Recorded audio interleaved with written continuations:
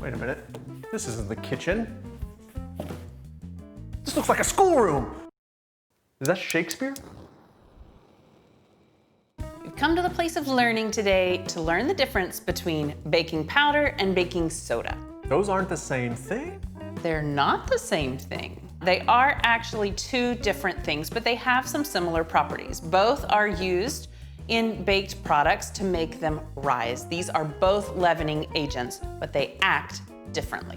So Lisa's gonna teach us about baking soda and baking powder in here, and then we're gonna go to the kitchen and see how they react in the real world and do some experiments. We're gonna begin with baking soda because it is the simpler of the two. It is just sodium bicarbonate. That is, on the pH scale, it's alkaline, that is, it's a base. And when combined with an acid, it will produce carbon dioxide, those air bubbles. Those air bubbles are important in our food because it gives us the fluffiness and the rise that we're looking for in baked goods.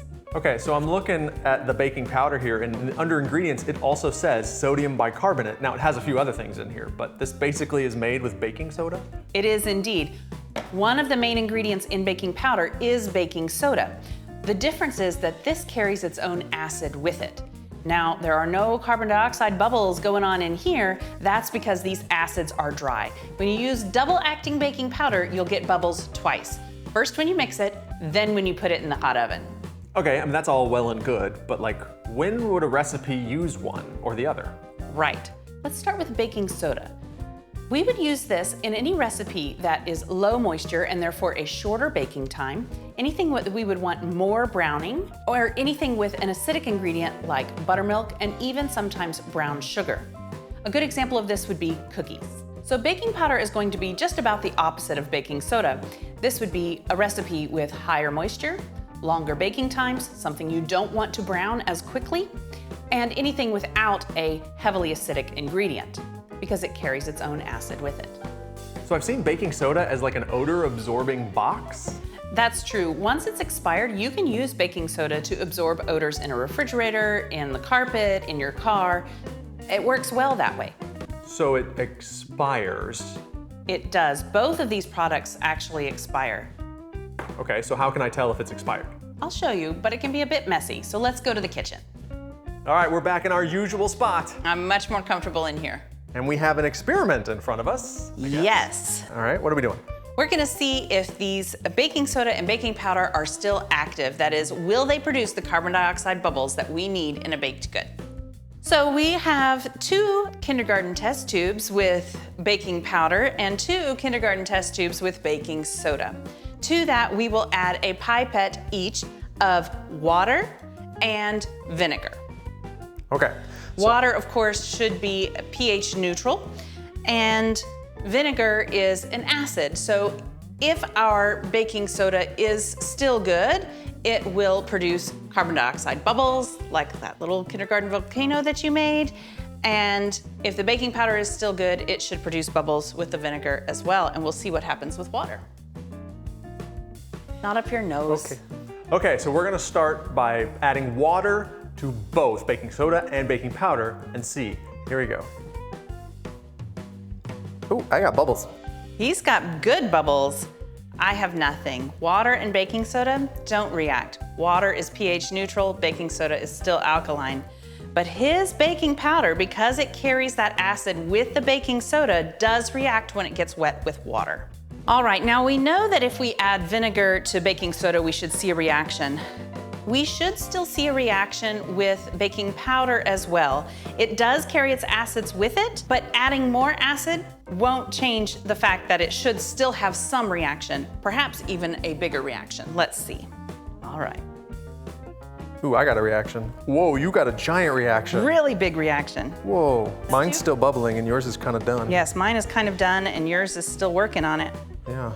So what happened is that baking powder is really 3 things. A good portion of this can is cornstarch, just to keep it dry, to keep it from having a reaction like we did with the water in the can. But 1 portion of this is acid already, and the other smaller portion is the alkaline baking soda. So there was much less alkaline in here to react to the acid. Okay. So if you're unsure whether or not you're baking soda or baking powder, the easiest thing is if you have vinegar, add a little bit of vinegar to a little bit of each, and it should make bubbles. If it doesn't make bubbles, it's not gonna make bubbles in your baked good and you're gonna have a bad time. Right. Okay, this experiment is cool and kind of shows the chemistry, but I'm really more of a hands-on kind of guy. So I thought we could do an experiment with pancakes. Now we chose pancakes because there are two ways to make pancakes. Some recipes actually call for baking soda and an acidic ingredient like buttermilk, while some just call for baking powder and a regular milk like whole milk.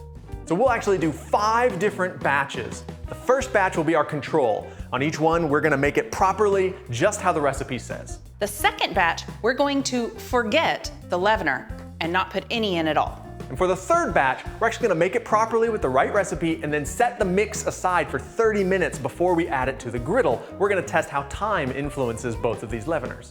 Now the fourth batch, we're going to double the leavener. These are gonna be 2-inch thick pancakes. All right, now for the 5th batch, this is where it gets a little weird. We are going to take each one of these recipes and swap which leavener we're going to use, 1 for 1. So for the baking soda recipe, we're gonna use baking powder. And for the baking powder recipe, we are going to use baking soda. That could be weird. We'll put the recipes for these 2 batches of pancakes down below if you want to try them yourself. So let's get started baking. Okay, I'm ready. We're gonna skip all the prep and just go straight to the results for each of our 10 batches. Lisa actually had me put that giant thing of baking soda away so we could start our pancake experiment with the baking powder recipe. This was our control batch, made just the way the recipe called for it. You can see here that they're actually a very good brown color, and the texture on the inside is very nice and fluffy.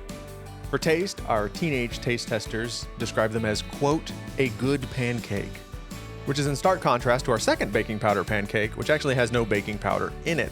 While this was mixed, there was no visible bubbles during the cooking, and these pancakes are sad and flat and extremely dense. The flavor of each pancake is actually pretty similar to the control, but the texture is more like rubber. You can even see here while tearing that it's just difficult to tear and kind of has a tendency to hold itself together, which is not what you're looking for in a pancake.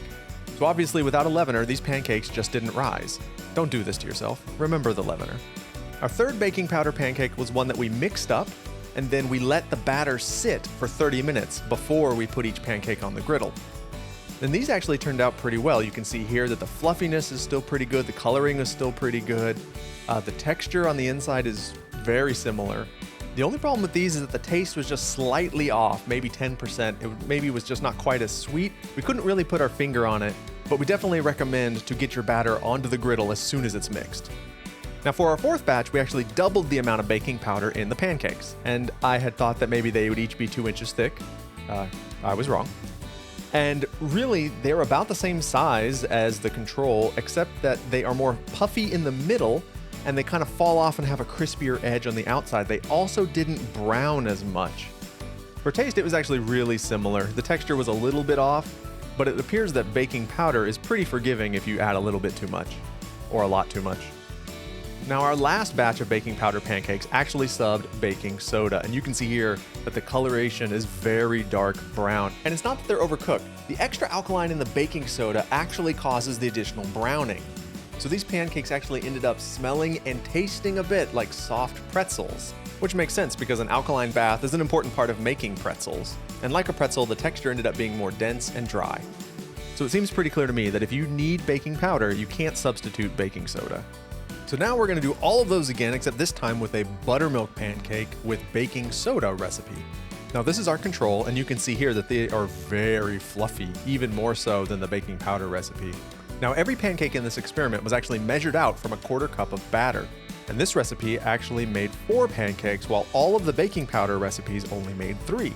Now our taste testers said these were actually not quite as flavorful as the baking powder recipe, but that's not really the point of our experiment this time. And just like before, our second batch, we left out the leavener, so these have no baking soda. These things were dense. They were heavy. They had the consistency of melted cheese. And they smelled kind of like bread, but they tasted really sour. It was pretty gross. I would not recommend. Don't do this, please. Clearly the acids in the buttermilk, without the associated baking soda to counteract it, just destroyed this recipe in flavor and in texture. So this third batch was the one that we left out for 30 minutes after mixing. It too was a little strange. It was not quite as fluffy. It tasted a little eggy. There was maybe a little bit of that pretzel-y flavor seeping in. It also only made 3.5 pancakes instead of the 4, so we definitely lost quite a bit of volume by letting it sit out. And you can see here that the texture is just not quite right. It's trying to hold itself together instead of tearing apart easily, and it just doesn't have quite as many little pockets of air inside of it. Now for this 4th batch, we doubled the amount of baking soda in it. These came out very dark brown. They were extremely pretzel-y in both smell and flavor. And the extra leavener apparently didn't really impact how fluffy they were. The internal texture was also just not quite right. Some of our tasters described them as wet. I don't really know what that means, but that's not good. So I've learned that baking soda is an important ingredient in making pretzels. So if you want to try pretzel pancakes, double that baking soda. So for this last one, we substituted baking powder for the baking soda in this recipe. So you can see here, they're not quite as dark as the control. They actually smelled a little bit like sourdough bread. The taste was a little bit more sour than the control. The texture on the inside was actually pretty good, and there was just a little bit of extra sweetness to it. So in a pinch, you can substitute baking powder for baking soda, but it's not exactly the same, and so you're probably better off just going and finding a baking powder-based recipe for what you want to make. So Doug, did you learn anything new about baking soda and baking powder? I think so.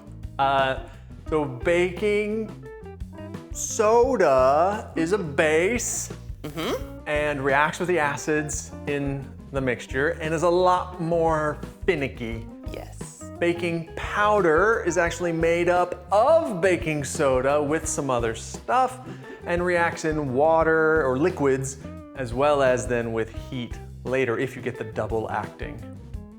Very good. So if you like this, hit thumbs up. If you like this video, hit that thumbs up.